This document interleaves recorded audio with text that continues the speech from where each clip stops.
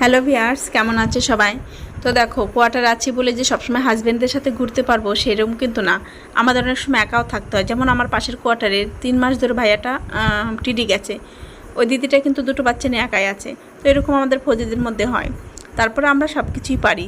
যেমন ধরো, আমি চাকদাতে যখন ছিলাম তখন একদম নতুন শহর আমার কাছে, কিছুই জানতাম না, কিছুই চিনতাম না। থাকতে থাকতে এমন হয়ে গেছিলাম যে চাকদারে এমন কোনো জিনিস আমি জানতাম না, এমন কোনো জিনিস মানে কোনো রাস্তা ছিল না যে আমি চিনতাম না, এমন কোনো জায়গা ছিল না। তো আমি সব কিছুই চেনাশোনা হয়ে গেছিলো আমার।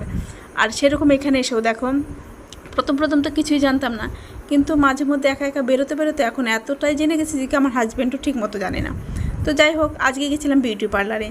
তো আমাদের কমপ্লেক্সের ভেতরে একটা পার্লার আছে, খুব একটা ভালো করে না, যার জন্য আমাদের পাশে একটা পার্লার আছে, বিউটি পার্লার, আমাদের একদম পাশের ইউনিটে আর একটা ইউনিট, নতুন ইউনিট।